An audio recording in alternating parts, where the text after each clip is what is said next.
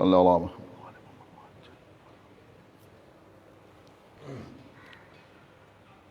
اعوذ باللہ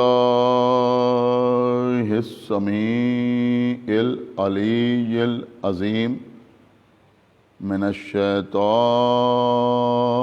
اللعین الرجیم. بسم اللہ الرحمن الرحیم. الحمد للہ الذی جعل کمال دینہ و تمام نعمتہ بولایت علی ابن ابی طالب.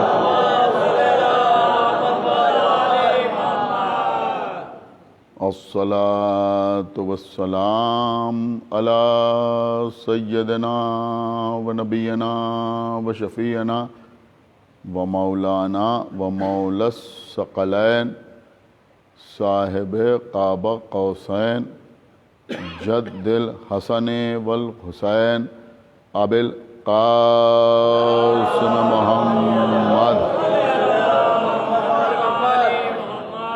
وعلی اہل بیتہ الطیبین الطاہرین المعصومین المظلومین المنتخبین المنتجبین الذین اذهب اللہ عنہم الرجس وطہرہم تطہیرا.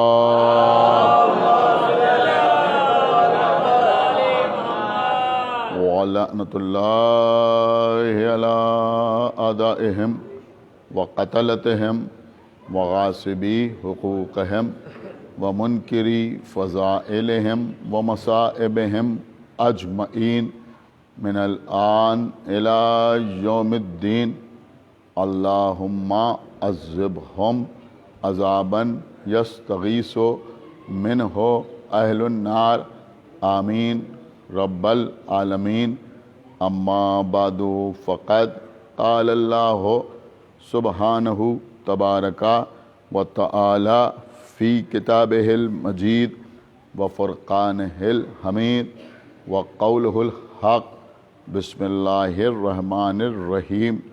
الرحمن علم القرآن خلق الانسان علمہ البیان. صلوات.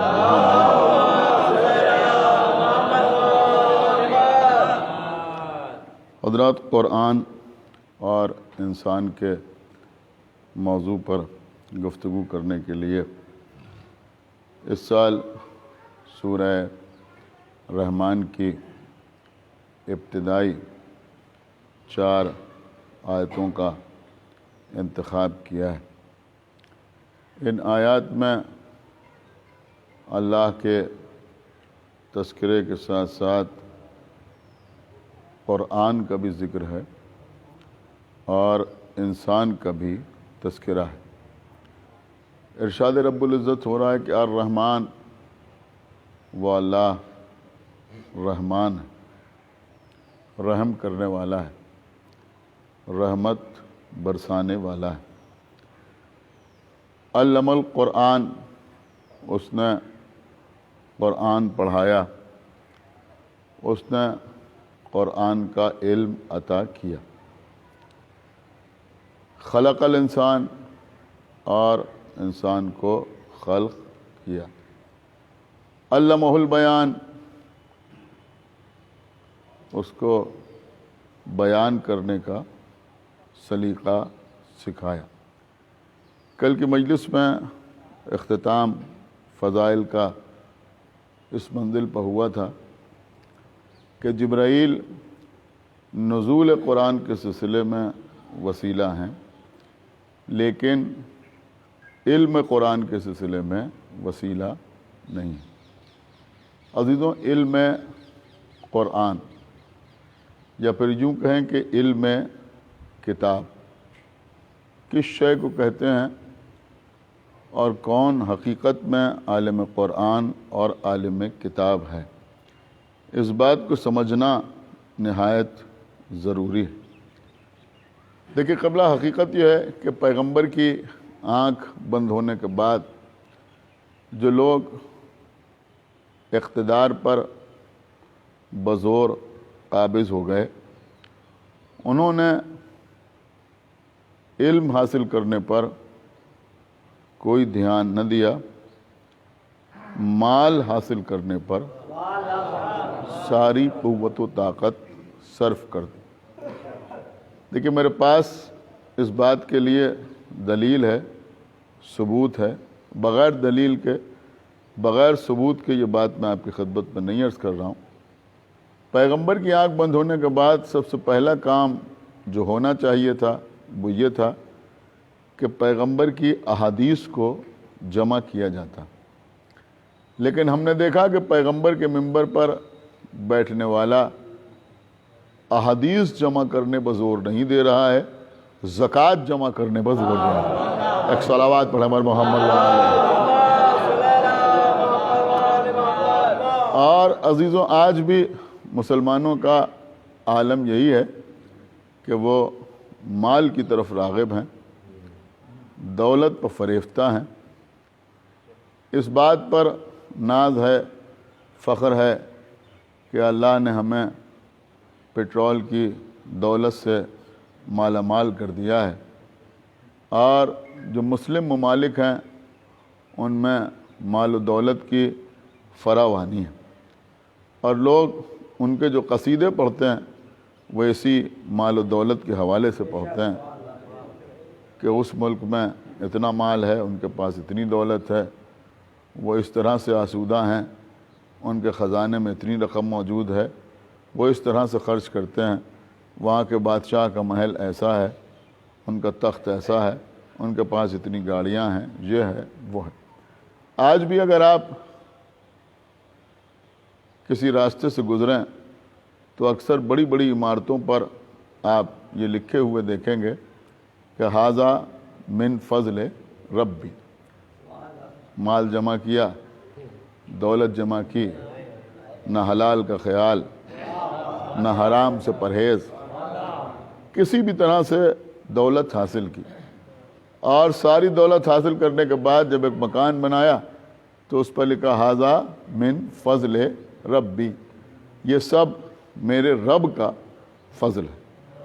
آپ غور فرمائیں، خالی یہ نہیں کہ یہ گناہ ہے، بلکہ حقیقت یہ ہے کہ یہ احسان فراموشی کی دلیل بھی ہے کہ مال حاصل کیا شیطان کے بتائے ہوئے راستوں سے، اور کہہ رہے ہیں کہ یہ سب ہمارے رب کا فضل ہے۔ ایک صلوات پڑھ ہمارے محمد علیہ۔ دیکھیے کیونکہ اسپین بڑھ گیا ہے، دور دور تک لوگ مجلس کو انٹرنیٹ کے حوالے سے دیکھ رہے ہیں، لہذا میں ایک پیغام لوگوں تک پہنچانا چاہتا ہوں اس وقت کی اس مجلس سے۔ بہت غور سے آپ میری بات کو سنیں کہ مال حاصل کر کے ھذا من فضل ربی کہنا یہ قرآن سے ثابت نہیں ہے، یہ حکم خدا اور حکم رسول نہیں ہے۔ کبھی ایسا نہ ہوا کہ کسی نبی نے کوئی مکان بنا کے کہا ہو ھذا من فضل ربی، کسی رسول نے دولت اکٹھا کر کے کہا ہو کہ ھذا من فضل ربی، بلکہ یہ ھذا من فضل ربی کب کہا گیا شاید بہت سے لوگوں کو اس بات کا علم بھی نہ ہو کہ ھذا من فضل ربی جو قرآن میں آیا وہ کہاں آیا اور کس لیے آیا اور کس وجہ سے آیا۔ ایک صلوات پڑھیں ہمارے محمد علیہ۔ سنیے میری بات، آپ قرآن مجید میں سورہ نمل پڑھیں۔ نمل کہتے ہیں چیٹی کو، چیٹی والا سورہ، چیٹی جس کو فارسی زبان میں مورچہ کہتے ہیں، سمجھ رہے ہیں آپ؟ چیٹی، چیٹی والا سورہ جس میں اللہ نے چیٹی کا تذکرہ کیا۔ یہ چیٹیوں کا تذکرہ کہاں پہ کیا گیا؟ کہ جناب سلیمان کے سلسلے میں۔ جناب سلیمان اپنا لشکر لے کے جا رہے ہیں اور راستے میں ایک جگہ پہ دیکھا کہ وادی نمل ہے، چیٹیاں ہی چیٹیاں ہیں، اور ان کے کانوں میں آواز آئی۔ یہ قرآن جو بیان کر رہا ہے کہ چیٹیوں کا سردار اپنی قوم سے کہہ رہا ہے کہ تم اپنے اپنے بلوں میں چلی جاؤ، اپنے اپنے مکانوں میں چلی جاؤ، اس لیے کہ سلیمان اور ان کا لشکر آ رہا ہے، کہیں ایسا نہ ہو کہ تم کچل جاؤ۔ یہ جناب سلیمان اللہ کے وہ نبی تھے جن کو اللہ نے ملک عطا کیا تھا، جن کو اللہ نے حکومت عطا کی تھی، لیکن سلیمان نے حکومت حاصل کر کے یہ نہیں کہا کہ ھذا من فضل ربی، ایک صلوات پڑھیں بر محمد۔ ملک حاصل کر کے یہ نہیں کہا کہ ھذا من فضل ربی۔ ایک بات میں اور آپ کی خدمت میں عرض کر دوں، ہو سکتا ہے بہت سے لوگ اس طرف متوجہ نہ ہوں۔ دیکھیے عزیزو، ہمارے دعا کرنے میں اور معصوم کے دعا کرنے میں ایک فرق۔ ہم جو دعا کرتے ہیں تو ہماری دعا دنیا کے لیے بھی ہوتی ہے اور آخرت کے لیے بھی ہوتی ہے۔ یعنی کچھ دعائیں ہماری ایسی ہوتی ہیں جن کا تعلق دنیا سے ہوتا ہے، اور کچھ دعائیں ہماری ایسی ہوتی ہیں جن کا تعلق دین سے ہوتا ہے۔ مثلا ہم مکان کی دعا کر رہے ہیں، اس کا تعلق دنیا سے ہے۔ ہم کاروبار کی دعا کر رہے ہیں، اس کا تعلق دنیا سے ہے۔ ہم حصول زر کی دعا کر رہے ہیں، اس کا تعلق دنیا سے ہے۔ یہ قطعی مقصد نہیں ہے کہ یہ دعائیں جائز نہیں ہیں، نہیں، آپ دعا کر رہے ہیں، اللہ اس کا بھی اجر عطا کرتا ہے، لیکن ان دعاؤں کا تعلق دنیا سے ہے۔ ہم اولاد کی دعا کر رہے ہیں، اس کا تعلق دنیا سے۔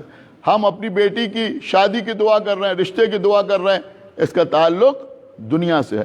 ہم اپنے قرض کی ادائیگی کی دعا کر رہے ہیں، اس کا تعلق دنیا سے ہے۔ لیکن ہم آخرت کی دعا کر رہے ہیں، آپ غور کر رہے ہیں، ہم جنت پہ جانے کی دعا کر رہے ہیں، اس کا تعلق آخرت سے ہے۔ ہم نجات کی دعا کر رہے ہیں، اس کا تعلق آخرت سے ہے۔ ہم قبر میں تخفیف عذاب کی دعا کر رہے ہیں، اس کا تعلق آخرت سے ہے۔ تو میرے کہنے کا مطلب یہ ہے کہ ہمارے یہاں کچھ دعائیں ایسی ہوتی ہیں جن کا تعلق دنیا سے ہوتا ہے، اور کچھ دعائیں ایسی ہوتی ہیں جن کا تعلق آخرت سے ہوتا ہے۔ لیکن یہ بات ہمیشہ آپ اپنے ذہن میں رکھیں کہ جب معصوم کوئی دعا کرتا ہے تو اس دعا کا تعلق دنیا سے نہیں ہوتا۔ ایک صلوات پڑھیں پر محمد و آل محمد، خدا کے لیے بیدار ہوئے۔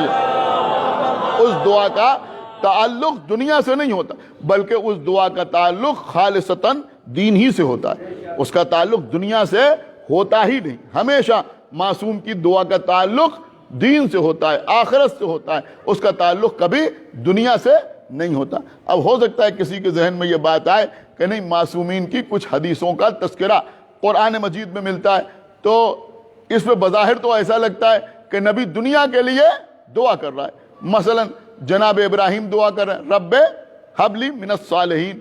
بہت توجہ آپ حضرات کی چاہتا ہوں، پروردگار تو مجھے ایک صالح بیٹا عطا کر دے۔ تو بھائی ہم بھی اولاد مانگ رہے ہیں، آپ کہہ رہے ہیں ہم اولاد مانگ رہے ہیں تو اس کا تعلق دنیا سے ہے، اور وہ اولاد مانگ رہے ہیں تو پھر اس دعا کا تعلق بھی دنیا سے ہوگا نا۔ لیکن ایسا نہیں ہے عزیزوں، ہم جو اولاد مانگ رہے ہیں وہ اس لیے اولاد مانگ رہے ہیں کہ اللہ ہمیں اولاد عطا کرے گا، دھیرے دھیرے اولاد بڑی ہوگی اور پھر وہ ہمارا سہارا بنے گی۔ بہت توجہ آپ حضرات کی چاہتا ہوں۔ لیکن جناب ابراہیم جو بیٹے کی دعا مانگ رہے ہیں وہ اس لیے نہیں مانگ رہے ہیں کہ یہ بیٹا بڑا ہو کے کما کے ہمیں کھلائے گا، بلکہ ابراہیم اس لیے اولاد کی دعا کر رہے ہیں کہ یہ بیٹا دین کے کاروبار کو آگے بڑھائے گا۔ ایک صلوات پڑھیں پر محمد و آل محمد۔ سمجھ رہے ہیں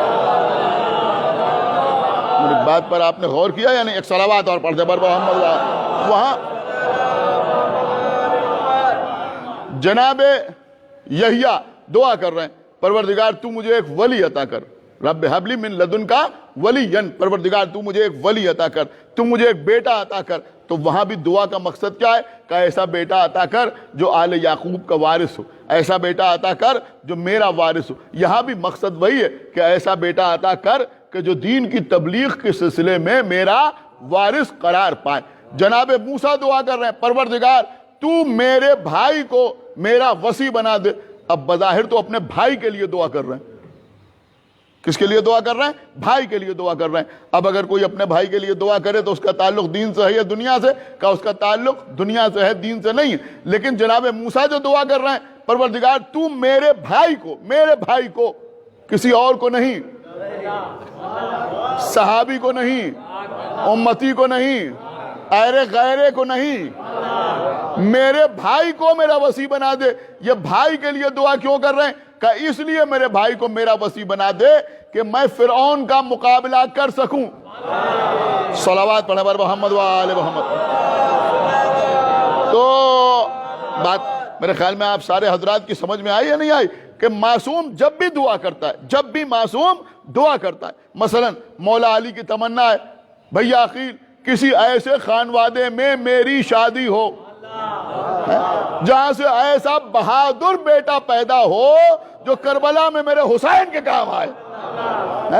تو یہاں بھی تمنا بیٹے کی جو ہے وہ دین کے لیے، اس لیے کہ حسین ہی کا نام دین ہے، تو دعا جو ہے وہ امام حسین علیہ الصلوۃ والسلام کی نصرت کے لیے کی جا رہی۔ اسی طرح جناب سلیمان نے جو ملک مانگا تھا، تو یہاں سلیمان کے ملک مانگنے کا یہ مطلب نہیں تھا کہ پروردگار تو مجھے ملک عطا کر دے اور مجھے حکومت عطا کر دے تاکہ میں عیش کر سکوں اور میں تخت زرعی پر بیٹھ جاؤں اور اپنے سر کے اوپر تاج رکھ لوں اور دنیا میری تابع دار ہو جائے لہذا میں ان کے اوپر حکومت کروں۔ نہیں، وہاں بھی مقصد یہ تھا کہ تو مجھے ملک عطا کر دے تاکہ میں زیادہ سے زیادہ لوگوں کو تیرا مطیع و فرما بردار بنا سکوں۔ ایک صلوات پڑھیں بر محمد و آل محمد۔ سمجھئے اس بات، بڑی بات سمجھ رہے ہیں؟ تو یہ میں نے تھوڑا سا کلیئر کیا کہ لوگ یہ نہ سوچے کہ جناب سلیمان نے جو حکومت مانگی تھی اس کا مقصد کیا تھا۔ تو سلیمان نے حکومت اسی لیے مانگی تھی کہ میں دین کی خدمت کر سکوں اس ملک کے ذریعے سے، تو جناب سلیمان نے حکومت مانگی۔ اب جب سلیمان نے حکومت مانگی اور اللہ نے حکومت عطا کی تو اب ظاہر سی بات ہے یہ اللہ کی عطا کی ہوئی حکومت تھی، یہ کوئی اجماع والی حکومت تو تھی نہیں، یہ کوئی کسی غیر معصوم کی وصیت والی حکومت تو تھی نہیں، یہ شورا والی حکومت تو تھی نہیں، یہ قہر و غلبہ والی حکومت تو تھی نہیں، اللہ کی عطا کی ہوئی حکومت تھی۔ لہذا ایسی زبردست حکومت کہ صرف انسانوں پر حکومت نہیں تھی، جنوں پر بھی حکومت تھی، چرند پر بھی حکومت تھی، پرند پر بھی حکومت تھی۔ اب وہ سلیمان جن کو اللہ نے بادشاہت عطا کی، حکومت عطا کی، وہ چلے جا رہے ہیں۔ اب آپ کو پتا ہے اللہ کی عطا کی ہوئی حکومت کے اقتدار کا مظاہرہ کس طرح سے ہو رہا ہے۔ اب جو جناب سلیمان جا رہے ہیں، دھوپ نکلی ہوئی ہے، تو اب کوئی ہاتھ میں چھاتا لے کر، چتر لے کر ان کے ساتھ نہیں چل رہا ہے جیسے بادشاہوں کے سروں پر لوگ چلا کرتے تھے۔ پھر کیا ہو رہا ہے کہ چونکہ اللہ نے حکومت عطا کی ہے لہذا پرندے اڑ رہے ہیں۔ دیکھیے سنیں جو میں عرض کر رہا ہوں، پرندے اڑ رہے ہیں، اور توجہ، یہ قرآن ہے جو میں آپ کو سنا رہا ہوں، پرندے اڑ رہے ہیں، اور اس طرح سے پرندے اڑ رہے ہیں یعنی پر سے پر ملا کر۔ ایک صلوات پڑھیں بر محمد و آل محمد۔ دیکھیے سنیں قبلہ، بہت قیمتی بات آپ کی خدمت میں عرض کر رہا ہوں کہ پر سے پر ملا کر اس طرح سے پرندے اڑ رہے ہیں کہ سلیمان کے چہرے پر سورج کی ایک کرن بھی نہ آنے پائے، مکمل طور پر دھوپ سے محفوظ رہیں، اس طرح سے پرندے اڑ رہے ہیں۔ غور کر رہے ہیں، اللہ چاہتا تو سورج کو چھپا دیتا، لیکن یہاں سلیمان کے اقتدار کو ظاہر کرنا تھا، لہذا سر پر پرندے اس طرح سے اڑ رہے ہیں۔ اب میں دیکھتا ہوں کون خاموش رہتا ہے۔ ارے بھائی، حکومت میں بھی فرق ہے، سلیمان بھی بادشاہ اور حسین بھی بادشاہ۔ اللہ اکبر، خدا کے لیے بیدار ہوئیے۔ لیکن دونوں کی حکومت میں فرق یہ ہے کہ وہاں پرندے پر پھیلا کر سایہ کر رہے ہیں، یا حسین کی بادشاہت جو ہے کہ ہٹ جاؤ جبرائیل۔ صلوات برابر محمد وآلہ۔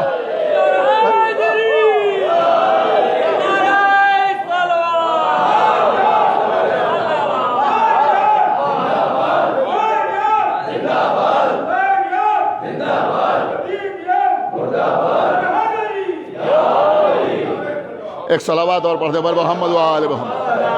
وہ حکومت اور ہے،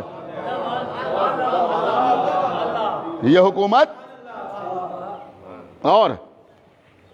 تو بہرحال جناب سلیمان کے اوپر پرندے سایہ کیے ہوئے جا رہے ہیں۔ ایک ہلکی سی کرن سلیمان کے چہرے پر پڑی۔ دیکھیے سورہ نمل پڑھ رہا ہوں آپ کے سامنے، سورہ نمل اور اس کی تفسیر جا کے پڑھیے گا تو یہ ساری باتیں کلیئر ہو جائیں گی۔ ہلکی سی کرن سلیمان کے چہرے پر پڑی، اللہ نے ملک عطا کیا تھا، اللہ کے بنائے ہوئے بادشاہ۔ ایک مرتبہ سر اٹھا کے دیکھا، اب جو دیکھا تو پرندوں میں ایک پرندہ غائب ہے۔ سلیمان نے کہا وہ پرندہ حاضر ہو، وہ پرندہ سامنے آیا۔ کون؟ کہا ہدہد۔ قرآن مجید میں نام آیا۔ ایک صلوات پڑھے بر محمد وآل۔ ہدہد کہ تو کہاں چلا گیا تھا؟ اس نے کہا میں آپ کو ایک خبر دینا چاہتا تھا۔ کیا خبر؟ کہ ملک سبا میں ایک ملکہ ہے جس کا نام بلقیس ہے، اور وہاں کے سارے لوگ آفتاب کی پرستش کرتے ہیں۔ جناب سلیمان نے کہا کہ ابھی بھی لوگ آفتاب کی پرستش کر رہے ہیں اللہ کو چھوڑ کے۔ لہذا جناب سلیمان نے ملک سبا کی ملکہ بلقیس کو ایک خط لکھا دعوت اسلام کے سلسلے میں. اس خط کا تذکرہ بھی یہاں موجود ہے کہ جب ملکہ بلقیس کے سامنے خط پہنچا تو ظاہر سی بات ہے کہ ایک نئے مذہب کی دعوت دی گئی تھی, تو اس نے دربار سجایا اور لوگوں کو بلایا, اور بلانے کے بعد اس نے یہ نہیں کہا کہ میں اس کا انکار کر رہی ہوں اور یہ خط غلط ہے, بلکہ لوگوں کے سامنے وہ خط پڑھ کے سنایا. اور خط پڑھنے سے پہلے اس نے یہ کہا کہ انہو من سلیمان, کہ یہ سلیمان کی طرف سے آیا ہے. اس کے بعد کہا انہو بسم اللہ الرحمن الرحیم, یہ واحد بسم اللہ الرحمن الرحیم ہے جو کسی سورے کے بیچ میں ہے. ایک صلوات پڑھیں بر محمد و آل محمد, یاد رکھیے گا,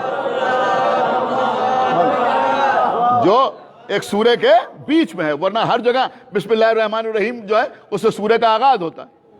اور قرآن مجید میں 114 سوریں, 113 سوروں کا آغاز بسم اللہ الرحمن الرحیم سے ہوتا ہے. سورہ برات کا آغاز بسم اللہ الرحمن الرحیم سے نہیں ہوتا, لیکن اللہ کو بسم اللہ الرحمن الرحیم سے اتنی محبت ہے کہ اس نے گوارا نہ کیا کہ سورہ 114 ہوں اور بسم اللہ الرحمن الرحیم 113 بار آئے. لہذا 113 سوروں سے پہلے بسم اللہ الرحمن الرحیم, اور سورہ نمل میں پہلے بھی بسم اللہ الرحمن الرحیم اور بیچ میں بھی بسم اللہ الرحمن الرحیم. ایک صلوات پڑھے بر محمد و آل محمد, تاکہ 114 کی تعداد مکمل ہو جائے.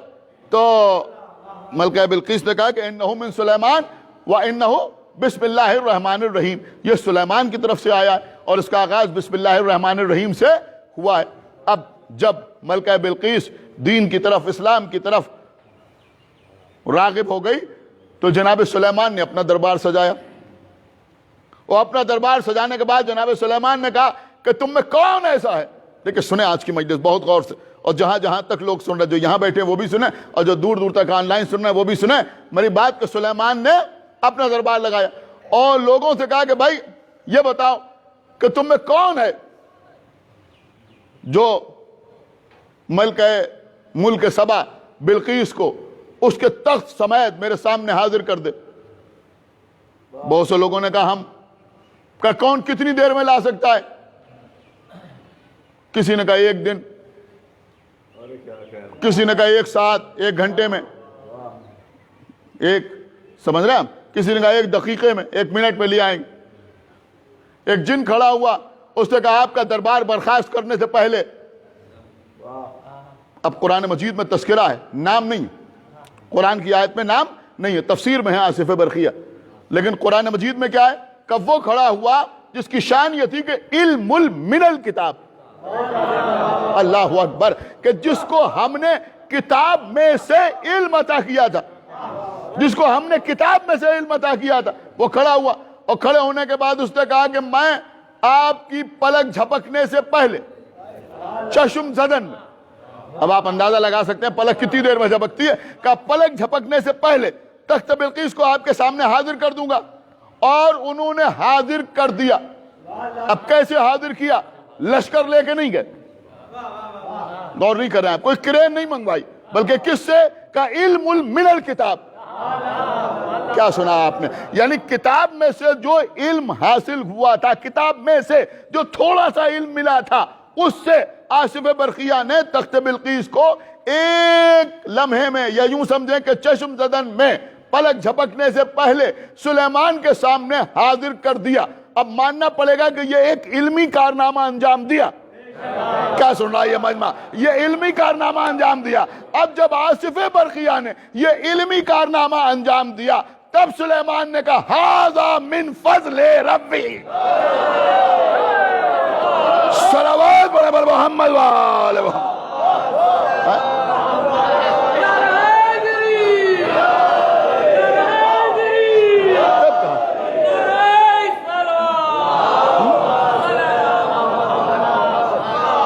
ایک صلوات اور پڑھا بر محمد و آل محمد.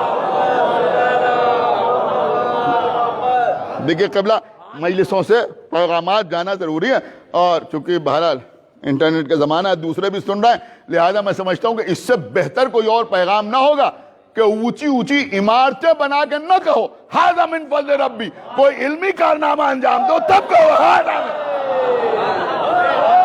صلوات بر محمد و آل محمد.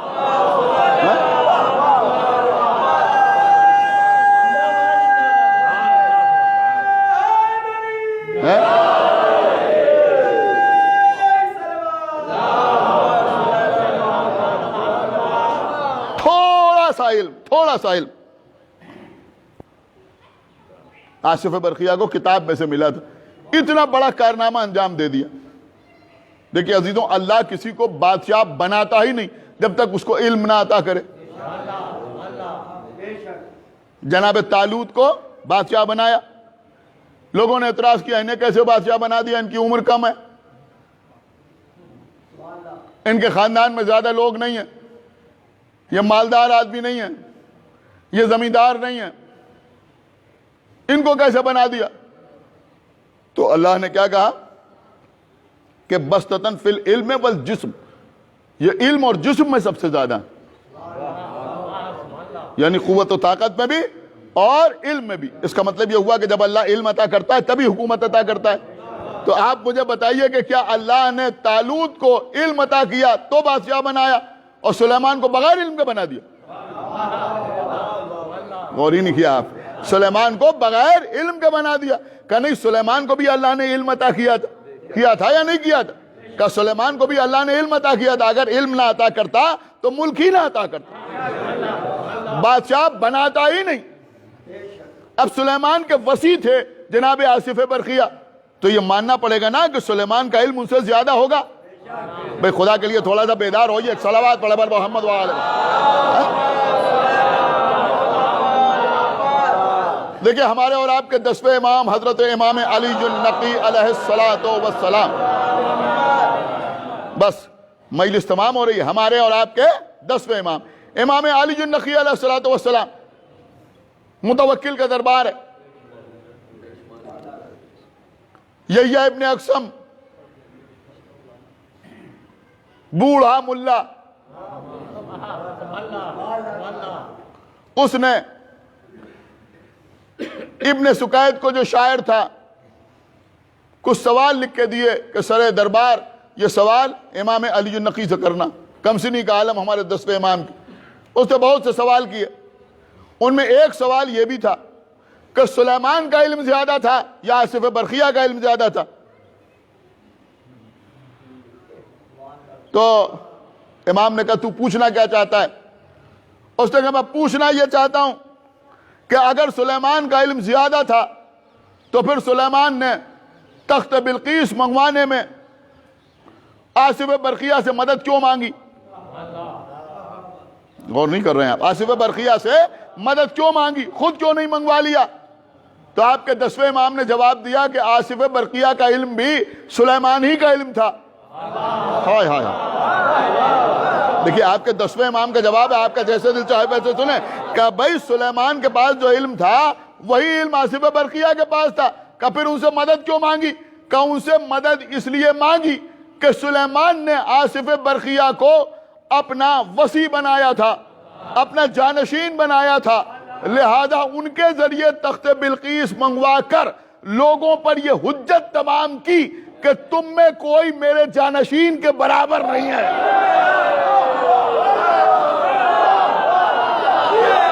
ایک صلوات پڑھے بر محمد وآلہ محمد۔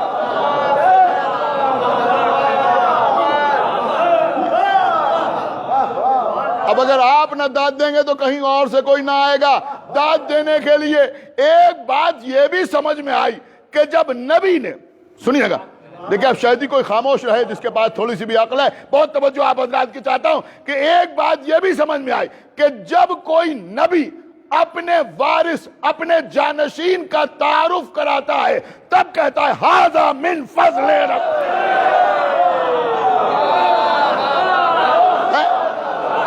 سنا آپ نے یا نہیں سنا؟ تب کہتا ہے ھذا من فضل ربی، ھذا من فضل ربی۔ ارے بھیا محمد غدیر میں علی کو دکھا کے کہے ھذا من فضل ربی، تم بھی علی ولی اللہ کہہ کے کہو ھذا من فضل۔ صلوات بر محمد وآلہ۔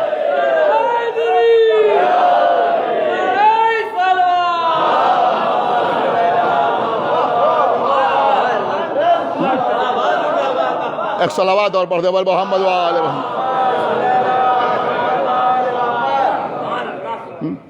دیکھئے ابھی تھوڑا سا ٹائم ہے، آج مجلس وقت سے شروع ہو گئی، لہذا 5-7 منٹ کی زحمت ہو جائے تو آپ برداشت کر لیے گا۔ ایک صلوات پڑھے بر محمد وآلہ محمد۔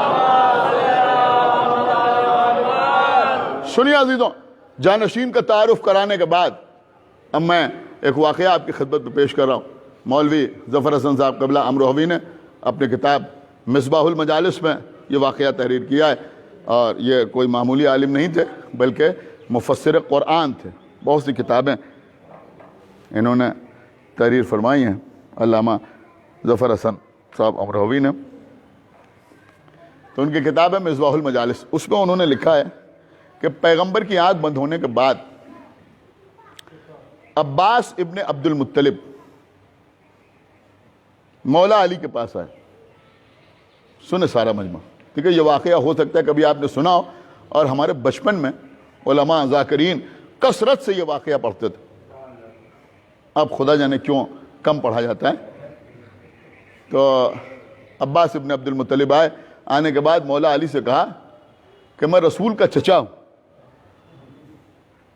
اور تھے بھی چچا، لہذا رسول کا ماما، ان کی ابا، ان کی قبا، ان کی تلوار، اس کا وارث میں ہوں، یہ سب میرے حوالے کر دو۔ عباس ابن عبد المطلب نے جب یہ بات کہی تو مولا علی نے فرمایا کہ آپ مسجد میں تشریف لائیں، میں رسول کے یہ سارے تبرکات لے کر مسجد میں آ رہا ہوں۔ سب کے سامنے اگر آپ لینا چاہتے ہیں تو ہم آپ کے ہینڈ اوور کرتے ہیں، آپ مسجد میں آئیں۔ عباس ابن عبد المطلب مسجد میں آ گئے، رسول کے سارے تبرکات لے کر مولا علی بھی مسجد میں آ گئے، سامنے رکھ دیے۔ انہوں نے کہا میں لے کے جاؤں؟ کہا نہیں، ایسے نہیں۔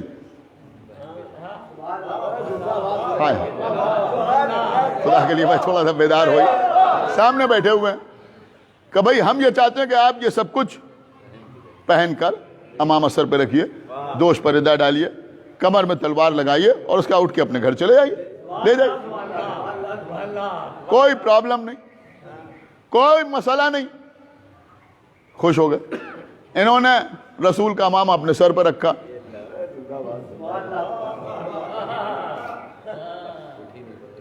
سمجھ رہے ہیں، دوش پر ردہ ڈالی، تلوار کو کمر میں لگایا، کہا بسم اللہ، بلند شد، کھڑے ہوئیے۔ انہوں نے اٹھنا چاہا، اٹھ نہ سکے۔ سن رہے ہیں آپ کیا نہیں سن؟ ایک صلوات اور پڑھیں پر محمد و آل محمد۔ اٹھنا چاہا، اٹھ نہ سکے، اٹھنا چاہا، نہ اٹھ سکے، بیٹھے ہی رہے۔ اب عباس ابن عبد المطلب کا یہ واقعہ اکثر علماء نے لکھا ہے کہ مصلحتاً انہوں نے یہ کام کیا تھا تاکہ دنیا کو بتائیں کہ دیکھو اس کے وارث کون ہے، یہی اٹھ نہ سکے۔ اس کے بعد امامہ اتارا، ابا اتاری، تلوار اتاری، اب کھڑے ہو گئے۔ ایک شخص پاس پہ کھڑا ہوا تھا، اس نے کہا آپ نے یہ سب مانگا، گھوڑا تو مانگا ہی نہیں۔ تو ان کے کہنے سے پہلے مولا علی نے کہا گھوڑا بھی باہر کھڑا ہے، بسم اللہ۔ یہ مسجد سے باہر آئے، گھوڑے پر سوار ہونا چاہا، گھوڑے نے ان کو اپنے اوپر سوار نہ ہونے دیا۔ دیکھیں یہ سب آپ کی سنی ہوئی بات ہے۔ اب مولا علی واپس مسجد میں آئے، رسول کی رضا اپنے دوش پہ ڈالی، رسول کا امامہ سر پہ رکھا، رسول کی تلوار اپنی کمر میں لگائی، غور کیجئے گا۔ اس کے بعد کھڑے ہوئے، باہر نکلے، رسول کے گھوڑے کے قریب گئے، گھوڑے نے سر جھکایا، مولا علی رسول کے گھوڑے پر سوار ہوئے، کچھ دور گئے، واپس آئے، لوگوں نے یہ دیکھا، سمجھ میں آیا کہ علی ہی وارث ہے، اور فرمایا سمجھ میں آیا کہ علی ہی وارث ہے۔ اس کے بعد کیا ہوا کہ پھر مولا علی خاموش نہیں رہے بلکہ امام حسن کو بلایا۔ لیکن سنیے جو میں عرض کر رہا ہوں، امام حسن کو بلایا، وہی امامہ امام حسن کے سر پر رکھ دیا۔ لیکن سنیے جو بات میں عرض کر رہا ہوں، اگر میں اپنی یہ ٹوپی اپنے چھوٹے بچے کو کسی کو پہنا دوں تو وہ پہن تو لے گا، لیکن دیکھنے والے سمجھ جائیں گے کہ یہ اس کے لیے نہیں بنی۔ اور کر رہے ہیں کسی 10 سال کے بچے کو ہم یہ شیروانی پہنا دیں تو وہ چھوٹا سا بچہ ہوگا، دیکھنے میں تو بڑا کیوٹ سا لگے گا، لوگ کہیں گے سبحان اللہ واہ، لیکن یہ سمجھ میں آئے گا کہ بھائی یہ اس نے اپنے ابا کی شیروانی پہنی۔ ایک صلوات پڑھے پر محمد و آل۔ اور بچہ کیا کسی اپنی ہی عمر کے دبلے پتلے آدمی کو میں اپنی شیروانی پہنا دوں؟ ایک صلوات پڑھے محمد.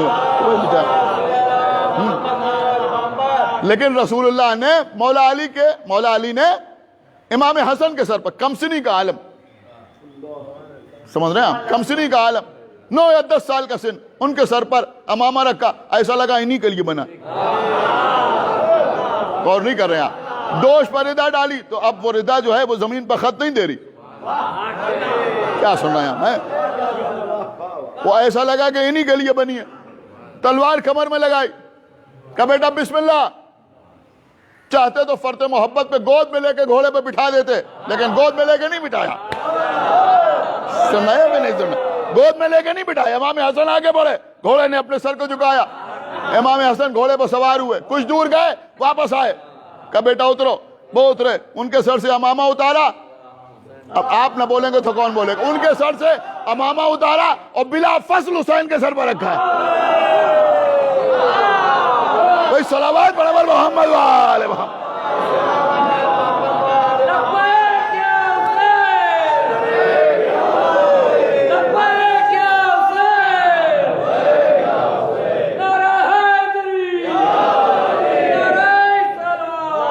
بلا فصل. سنیے، امام حسین کے سر پر رکھا. دیکھیں آج کی مجلس انشاءاللہ آپ کو یاد رہے گی. اور اس کے بعد ان کے دوش سے ردا اتاری، امام حسین کے دوش، ان کی کمر سے تلوار کھولی، امام حسین کی کمر میں لگائی. کہا بیٹا حسین بسم اللہ. آقا حسین بھی آگے بڑھے.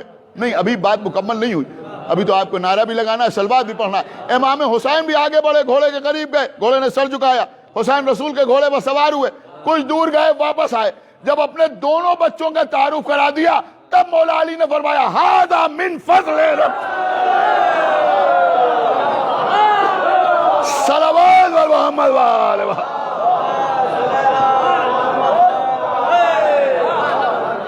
ایک صلوات اور پڑھ دے بر محمد وآل محمد.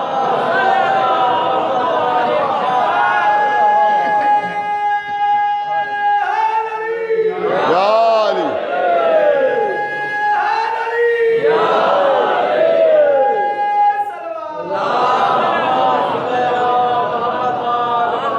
بس قبلہ بات کہاں سے چلی تھی کہاں تک آ گئی؟ بہت دیر ہو گئی.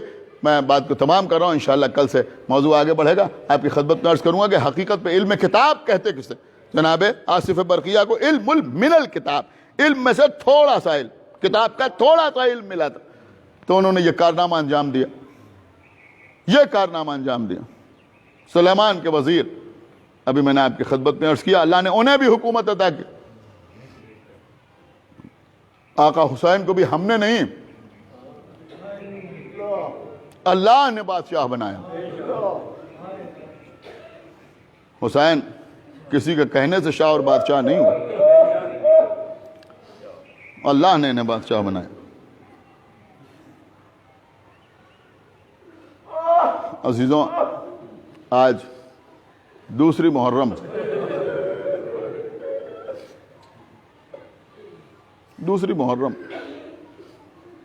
یہ امام باڑہ محمد علی شاہ یا محمد علی بادشاہ نے بنوایا. لیکن شاہان اودھ نے یہ امام باڑے بنوا کے بتایا کہ دیکھو لوگ ہمیں بادشاہ کہتے ہیں، لیکن حقیقت میں حسین ہی بادشاہ، ہم تو ان کے گداگر ہیں، ہم تو ان کے فقیر ہیں. اس اظہار عقیدت کا نتیجہ یہ ہوا کہ آج بھی ان حضرات کی بادشاہت بھی قائم. یہ امام باڑے، اجازہ خانے، یہ بارگاہیں جو بنوا کے چلے گئے، ایک پردیسی کی یادگار جو 2 محرم کو کربلا کی سرزمین پر پہنچ گیا. جزاک اللہ.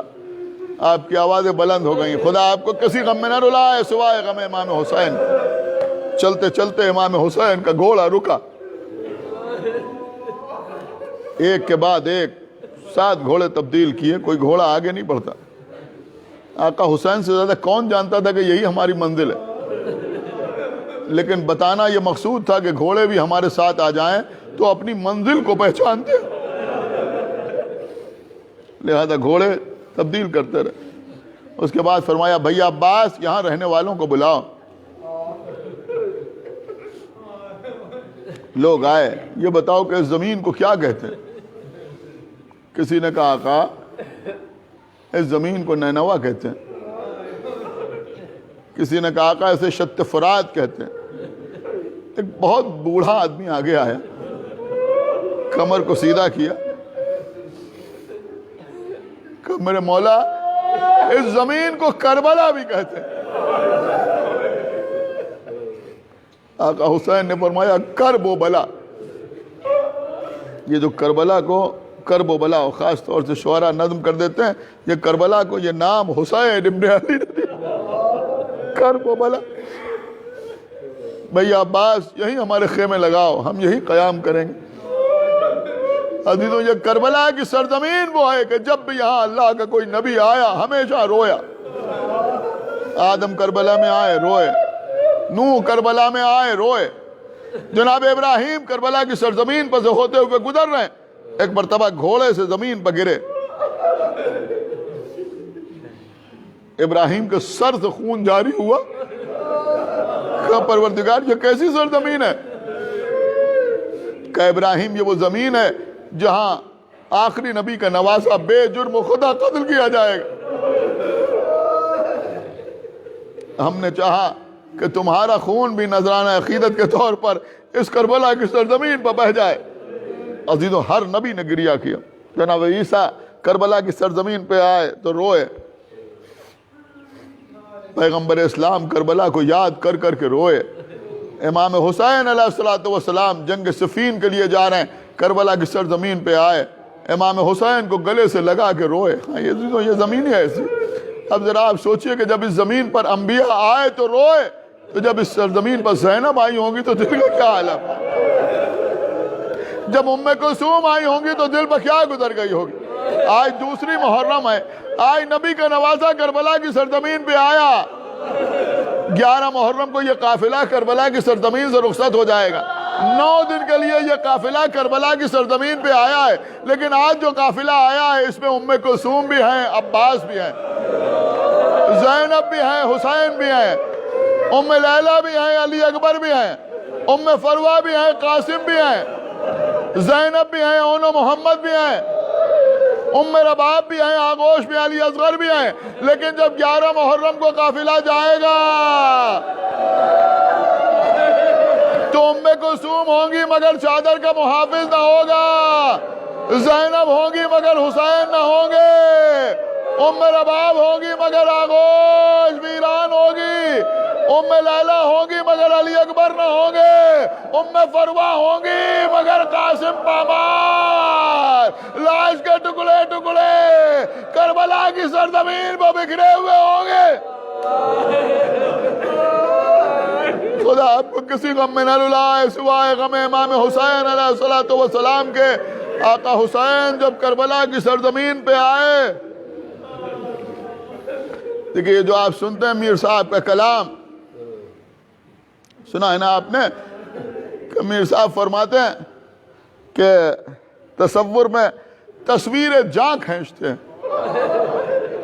تصور میں تصویر جاں, کیونکہ برابر سنتے رہتے ہیں, اس کے اوپر غور نہیں آیا. جان, روح, تصویر جو ہوتی ہے وہ جسم کی ہوتی ہے, روح کی کوئی تصویر نہیں ہوتی.